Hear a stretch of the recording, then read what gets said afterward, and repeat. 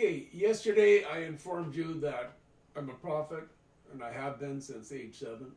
Doesn't mean that we get everything right. Doesn't mean everything that a prophet says is the word of God.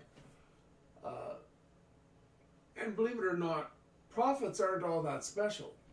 Everybody is the voice of God. This is part of what I explained to you yesterday.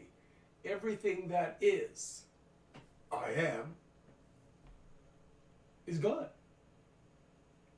This is part of the problem with many of the monotheist definition of God is they try to imprison him in their definition.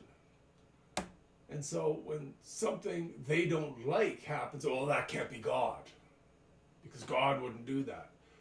God does everything that has ever been done, because everything in existence is God.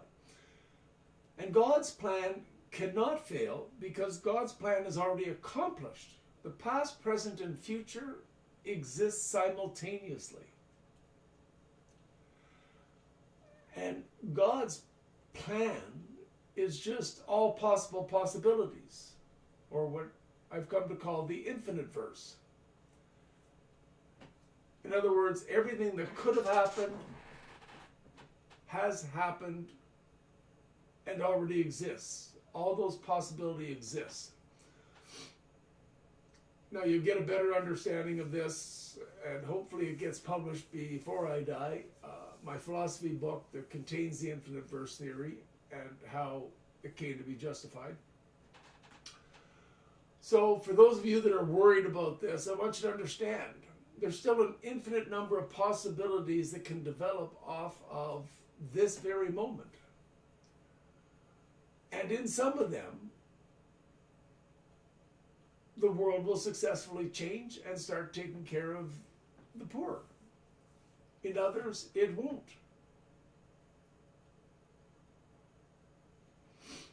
So,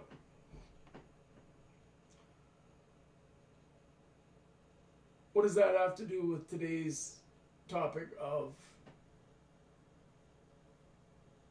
for the hunger strike? Well, in a way, we'll get to that. Saturday, I also posted on a separate post, not with the hunger strikes, about the difference between understandable and justified.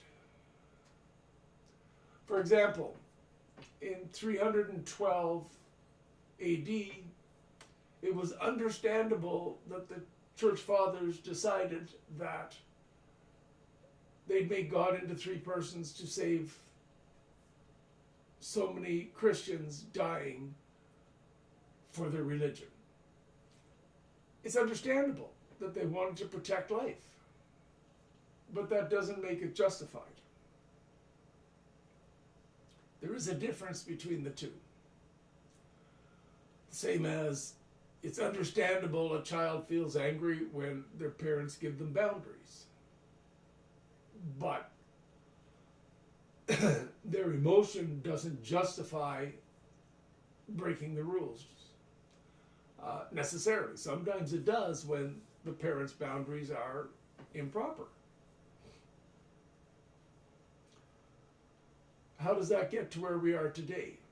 Well, I've had feedback from a few friends and connections explaining that they can't put forward my ideas because nowadays that could affect jobs or their job searches, because many companies now check out your profiles on Facebook, on LinkedIn, on TikTok, whatever. And so having postings that express your morality clearly, that you're against this or for that, can actually harm you getting jobs. It's understandable they don't want to support my work publicly.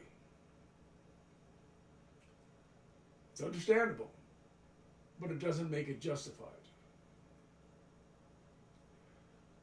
Because we never should have allowed business to start dictating morality when we know business's primary function is to produce profit, not to care for people. you.